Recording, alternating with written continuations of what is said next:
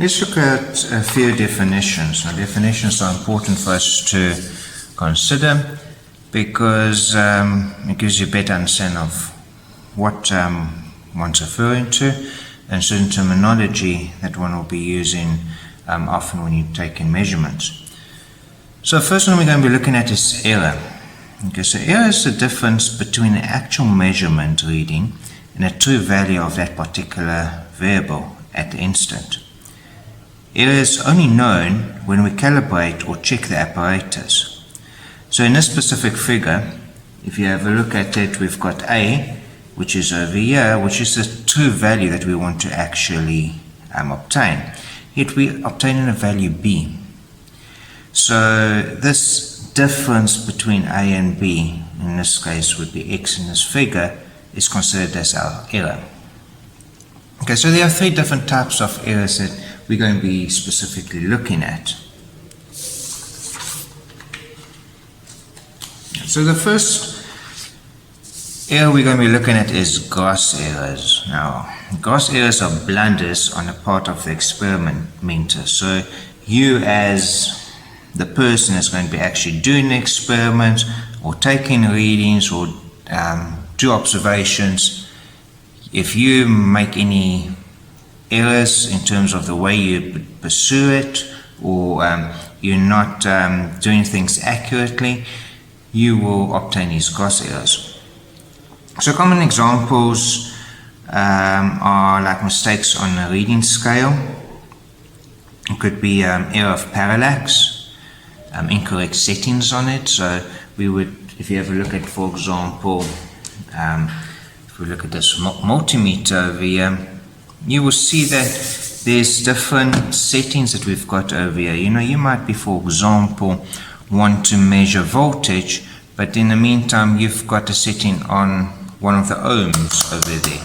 Or another common mistake that's often made is you want to measure DC voltage, which would be this range over here, but instead you're measuring AC voltage. And when you're measuring DC voltage, because there's no fluctuation and alternating signal, it often gives you a low reading like of 0 volts or so, even though there might be a DC voltage. So it could be those incorrect settings. And then it could be the assumption of wrong sensitivity. Like we looked at a voltmeter over here, you do have different sensitivities that we can consider.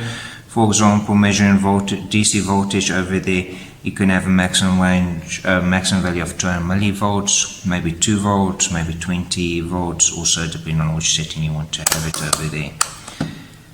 A common mistake also that you just need to always be aware of is sometimes people would want to measure current over here, and so they measure the current, forget that they've put it back onto the voltage part of the multimeter, and then they try and measure voltage, and then they pop the fuse within a multimeter.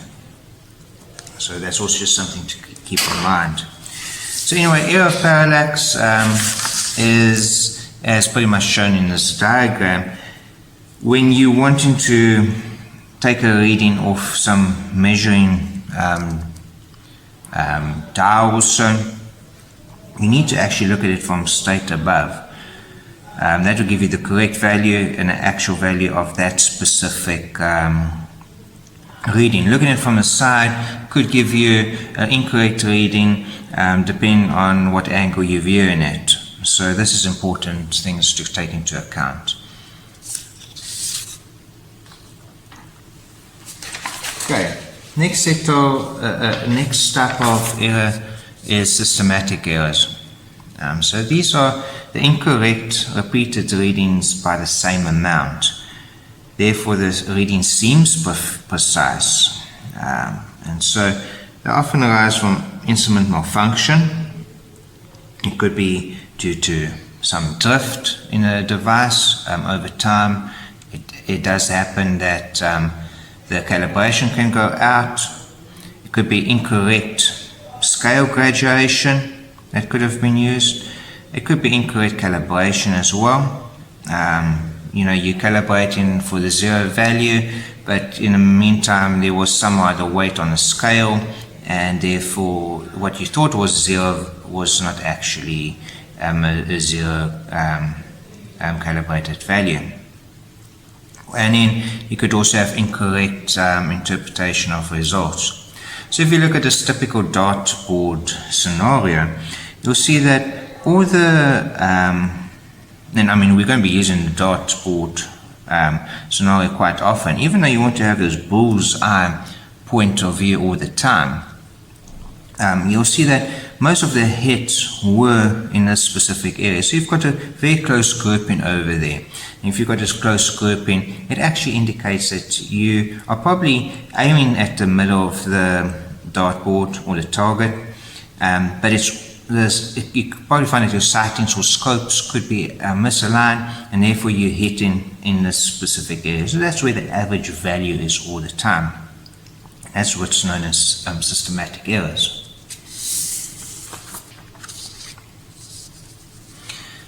I think the next type of error that we're going to be looking at is random errors. So random errors arise from observations wherein even though similar conditions apply at each measurement. So these are accidental, small, or independent.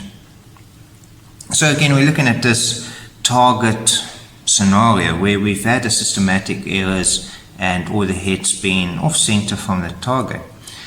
Random errors is like this, where this green spot is, where it could have been for some other reason. If you were maybe using it in a rifle range or so, you were shooting, and at that specific time there was maybe a wind that came up that might have caused a deviation, or maybe you lost concentration. So it could be a lot of factors that could actually influence this type of reading and giving you this inaccuracy from happening.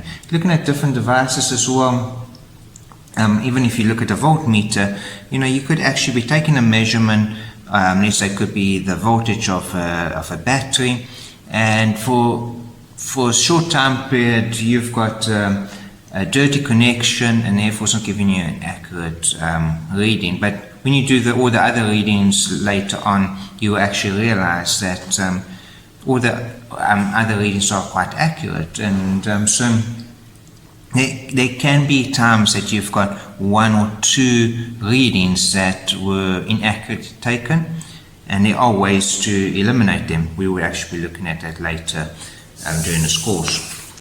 Here at the shooting range, we often do ballistic tests in ballistic gel using different ammo or ammunition as shown in this image, as well as doing tests on different Kevlar materials and other type of materials to see how they perform in ballistic type of scenarios. A chronograph is often used. It is a sensor that we shoot through, and then it's able to identify the velocity of that specific projectile. As always, we always have to practice some safety precautions and regulations. Eyes and ears. The range is hot. Okay, so this is the target that we're going to be shooting at. We want to hit the bullseye, which is the X over there in the center. So let's see how the shooting performs.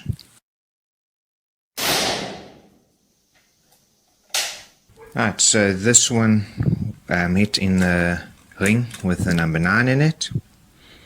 It's not on the bullseye, but let's give it another try. Right, this one's also hit the ring with the number 9 in it. It is almost exactly in the same position as the previous shot.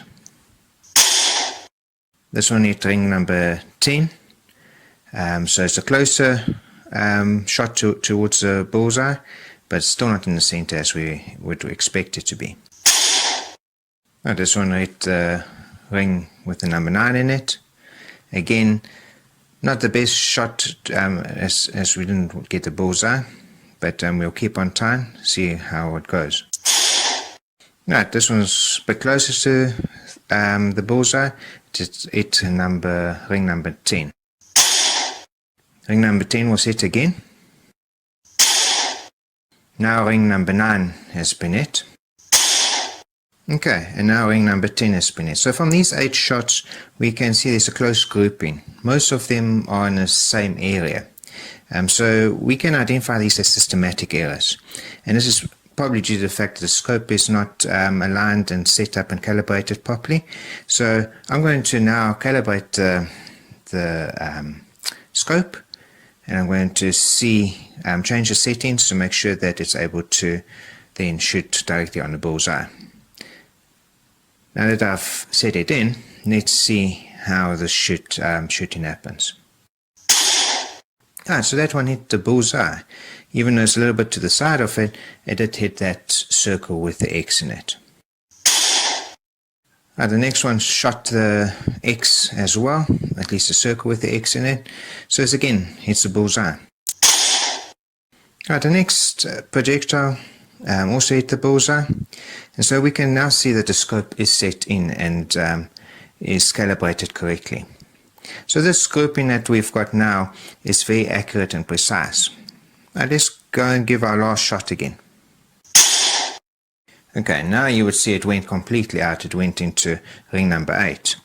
And what actually happened over there is, as I was about to pull the trigger, a fly landed on my nose, which irritated me, and I diverted a bit. So that's a little bit way off the center bullseye mark that I was planning to hit. And this is known as a random error. It's something that didn't happen often. It's completely out of the normal sort of groupings. So this would be usually an error, and we would normally discard this reading because it wasn't really as part of a accurate and controlled experiment and test that we were conducting. Clear. Range safe. In uncertainty. So uncertainty is the estimated value. So what the error would be if we could calibrate the apparatus. Okay, so for instance, if you measure the thickness of a cover of a book using an ordinary ruler, your measurement is reliable only to the nearest millimeter. Okay, so if 3 millimeter, it would be wrong to state that it is 3.00 millimeter because the limitation of measuring device used. So with the ruler, because we cannot actually go to 1/100th of a millimeter in terms of measurement, we won't be able to get that type of precision accuracy.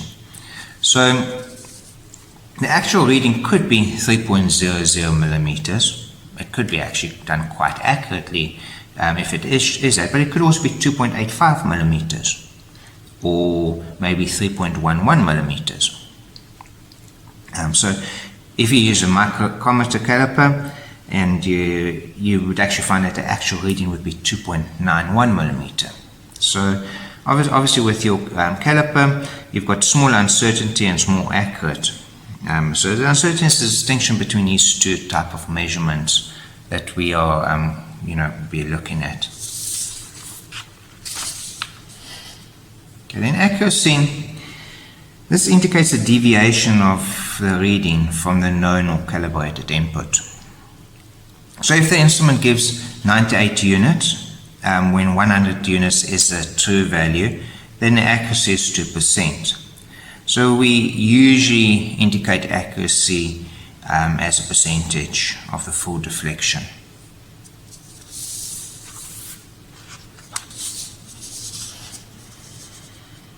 Then resolution.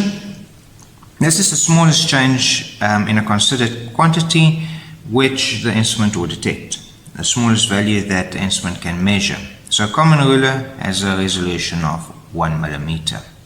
A voltmeter can detect a change of voltage of 1 decimal point value and has a resolution of 0.1 volts. That all depends on the setting of the actual multimeter. So you'll see over here we're able to measure voltage of 1.2 volts or 1.23 volts or 1.231 volts, and so that resolution does increase, and I can show you that with the multimeter over here. If we put it on, if you have a look at the if I put it on 200 millivolts, this will be the maximum that we'll be reading. You'll see that there's a 1 decimal point accuracy that we've got. Okay, then if I should decide that I'm going to now go to 2 volts, that will be the maximum reading. You can actually, it gives me at the moment 3 decimal points in terms of the accuracy that can be read.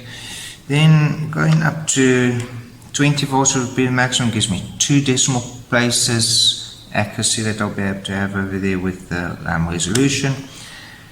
Going up to 200 volts, because you're probably going to find that the screen is limiting the amount of numbers for the full integer value to be displayed. The decimal point value is decreasing. So at 200 volts, I'm getting 1 decimal place resolution.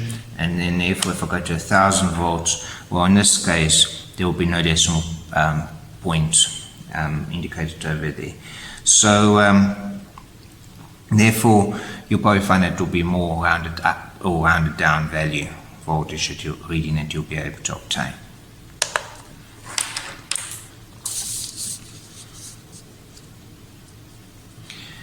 Sensitivity. So this is the ratio of deflection of the indicator to the change in quality being measured. So you can consider this equation where sensitivity is the change in indicator over the change in quantity. So let's look at an example where this is being used, which will then make sense. So if we have a 1 millivolt change from a sensor, so you'll find that often sensors give out a different voltage as a force is applied to it. If it's a force sensor, maybe for every gram there might be 1 millivolt change that is detected.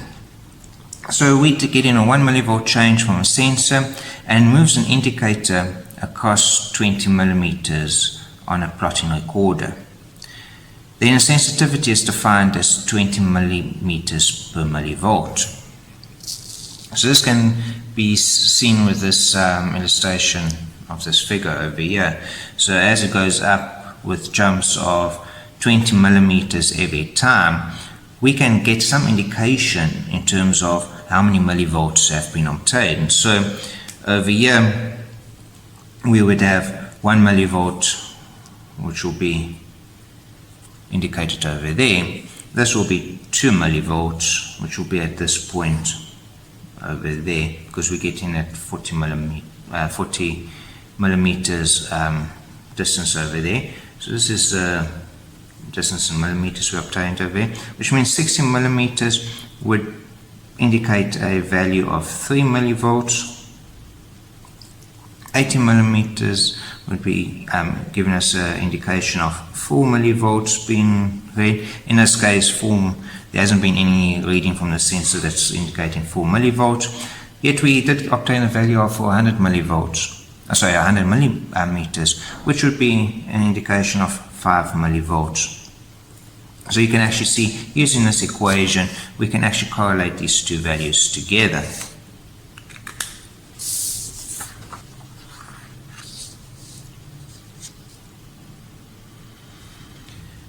Precision is the ability of an instrument to reproduce a reading with a given accuracy. Okay, so this table with this specific targets that's being shown over here gives a good indication, especially when you're trying to compare accuracy and precision. So let's have a look at it. Let's look at the first target over here. So it's indicated to be precise, because we get everything, all the shots were in a bullseye area, and therefore it's also accurate. So that's quite easy to understand. If you look at the next one to the right of it, you'll see it's still precise, but it's inaccurate. It's systematic errors. We had to look at systematic errors. So all the hits were actually off-center, yet they were in a close grouping. So that's giving us a good indication that there is a systematic error. So it's not it's not accurate, but it's still precise. Now let's have a look at a situation where we've got some accuracy, but there isn't precision. And if you look at all these sets over here on a target, the average of that is still in the center, so therefore it's accurate. But the precision is not that great. And this could be sort of, if you're looking in terms of a shooting range scenario where a target's been hit with a rifle, for example, it could be that the distance is just so far away and the scope and the sightings aren't able to actually get accurate position on that center point.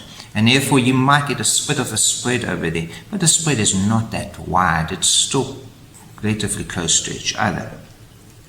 So depending again what you might, what your application might be, you might be happy that you're getting a hit like that in that specific area, and because let's say you go hunting, it might be that the hit will still hit the animal, and you might consider it to be acceptable.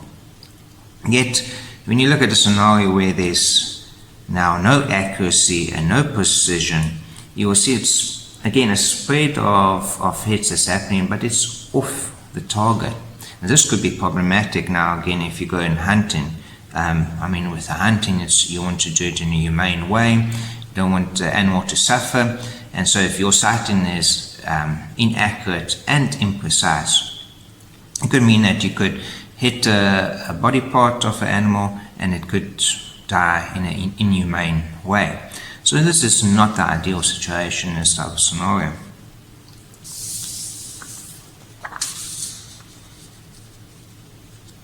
Finally, we're going to be looking at range. So this is a minimum to maximum value measured by an instrument sensor or gauge.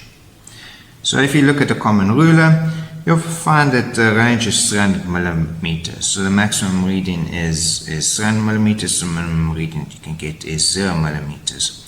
A voltmeter could be 20 volts maximum. Again, if you look at this multimeter over here, you will see that we do have a situation where we can actually change the range of the reading. So we can have it to be 2 volts or 20 volts or maybe 200 volts, depending on where we're going to be measuring.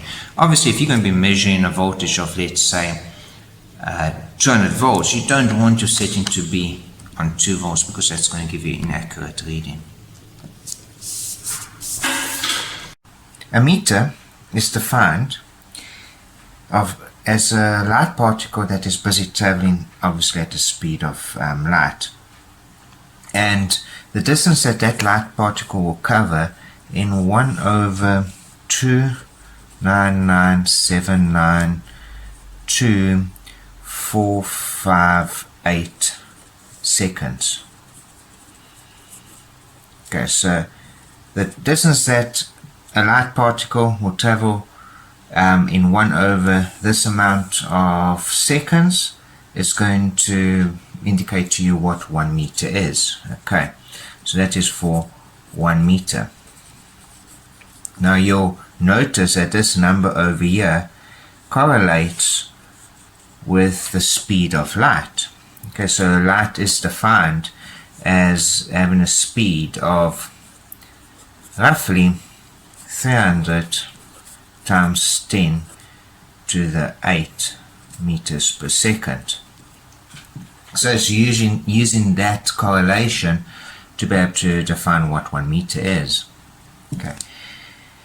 There are different ways that you can use or that you can measure in different sort of aspects of a meter. You might have come across, for example, where a vehicle would be traveling in a certain distance and would be measured as a certain number of kilometers, okay, or km.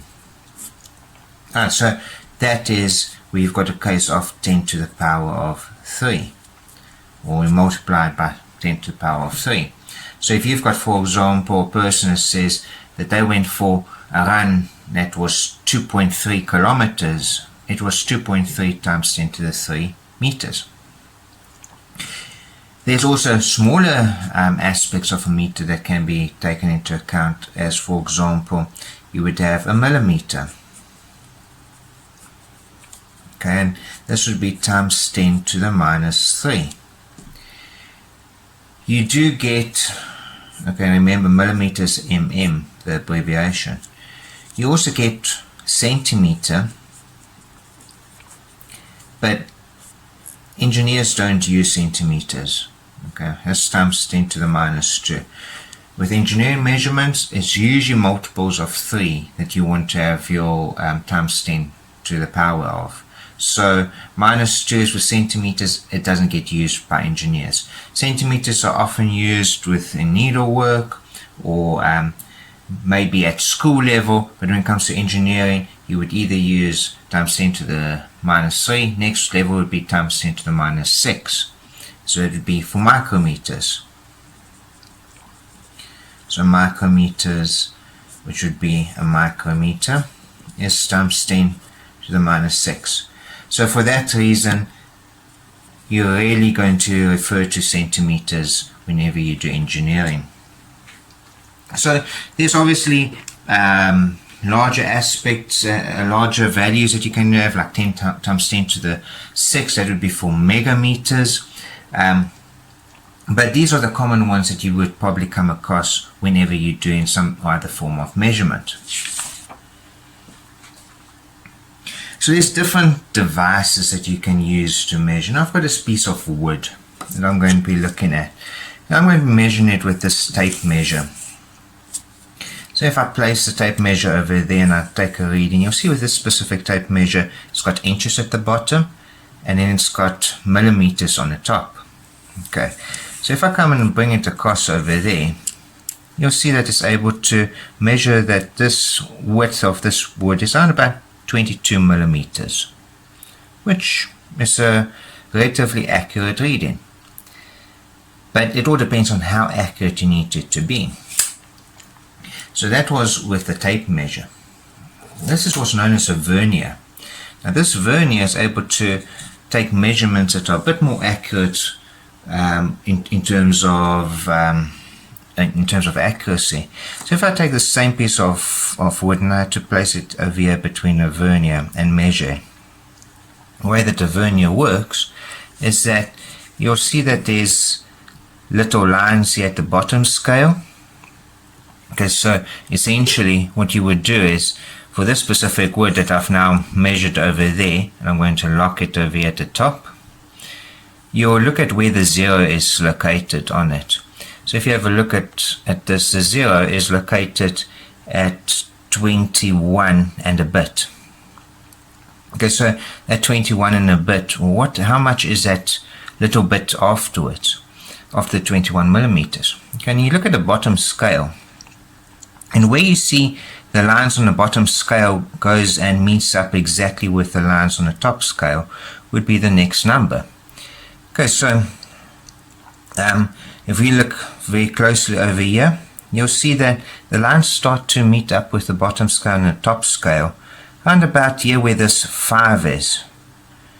And if you look very carefully, the lines to the left of the 5 and to the right of the 5 start going a little bit off from each other.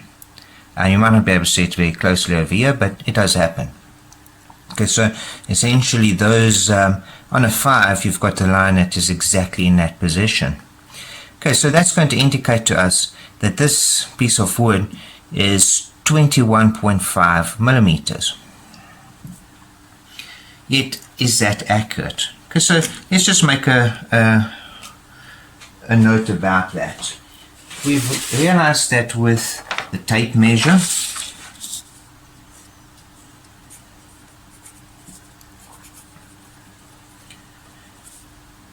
we indicated that it was 22 millimeters. With a vernier, we were able to indicate it was 21.5 millimeters. So these are all values that are legit. Okay, now, again, it all depends on how accurate you want your measurement to be.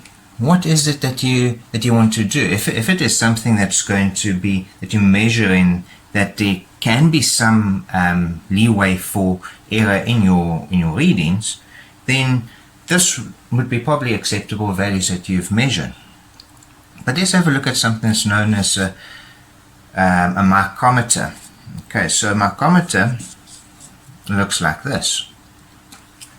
Okay, so it's basically micrometer.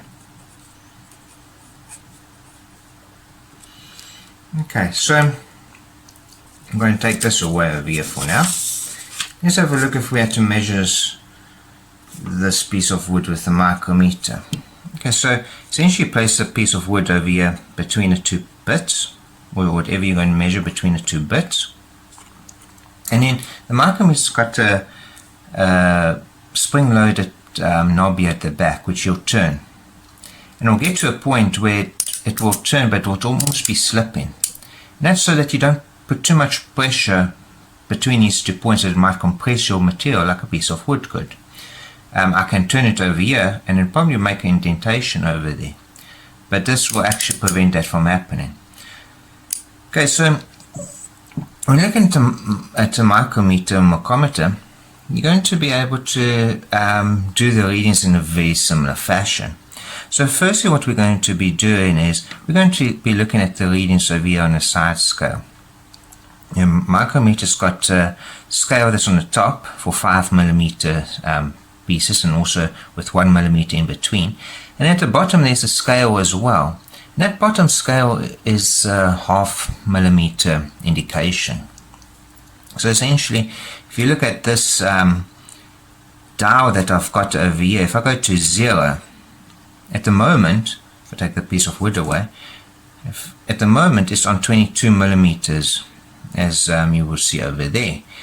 But I can turn this dial, and when I get back to 0, you would see it would be lined up with the line at the bottom. Okay, and that would be an indication of that 22.5mm. And if I turn it another rotation and get back to 0, it would go to the next millimeter, which is 23mm. So that gives us quite a good accuracy in terms of every 0.5mm. Alright, so if we have to look at this piece of wood again and then to measure, now this, if you look at this micrometer, it's got a 0.01mm accuracy, and we'll see what reading we're able to get from it. Okay, so over there I'm able to see that there is 21. I see the half line appearing over there as well, so that means it's 21.5 at least that I'm measuring. Okay, so I'm going to bring this piece of paper over here again. So it's 21.5 plus a bit that I'm measuring. And what's that bit that I'm going to be looking at? Okay, so again, I'm taking this, measuring it, going to let it stop over there until the spring-loaded piece is stopped. And if you have a look at the dial over here, you will realize that it goes where that line meets up is with between around about 4 and number 4 and number 5. Okay, so that gives us an indication that this is roughly equal to then 21.5. Now would it be 0.5 or would it be 5? Well, if we have 5, or then you've got to take into account, well, what about these numbers over here like 45? Would it be 545? So a 0.5 plus 0.05. So basically we've got that's equal to 0.45. Remember, one rotation is equal to 0.5 millimeters. Okay, so it's plus 0.05. Okay, and that's equal to 21.55 millimeters. So that gives us a much more accurate reading with a micrometer. And again, it all depends on what readings you want to observe. Something else also worthwhile observing over here is in terms of the error of parallax. So for example, if I look at this over here, the number 10 is exactly on the line over there. But I can also turn it around over there, and you might see that it starts causing that the the line over there could deflect. Let me move it towards the light in this way. And you'll see that it might appear that it would be maybe around about on 9.5 instead of 10. So error of parallax is also quite critical when doing these type of measurements. Okay, so as you can see, different types of measuring devices are out there, and the accuracy of them are very dependent on in terms of what you are measuring. Obviously, the larger items that you've got, you're not going to get a micrometer that's going to be able to measure over 1 meter, or at least that's not going to be easily accessible. But for small items, it will be able to give you more accurate reading. So it depends on the application and where you're going to be making these measurements to be able to get the most accurate reading that you require. Something else that is also worthwhile noting over here is if you look at this micrometer, as I'm turned it all the way in over there, you'd realize that the 0 does not line up with that line that we've been using over there. And so as I turn this, it can't turn anymore. It seems like it's got its full extension. So obviously there seems to be an error of around about 0.02 millimeters, which can become a problem if we need to perform readings quite accurate. You know, the reason why this has happened is that there's actually been, because I was measuring wood, there were a few particles of wood that, or actually dust, that came in contact between the surfaces. So I'm able to open this up, I'm able to remove the dust over here, and once I've cleaned it up, let's have a look at what the error is.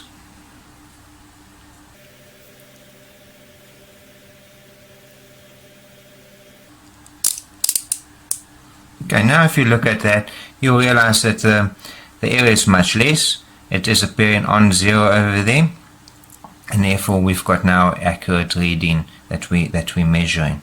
So again, if we left that dust over there and we tried to measure something else, that would have been a systematic error. It would have been an error that we would have to take into account for all our readings, and we might have to subtract that value every time we take a reading. So this is where it's important that before you take a reading, you make sure your system is calibrated to 0, and so that it will be able to give you the correct readings as required.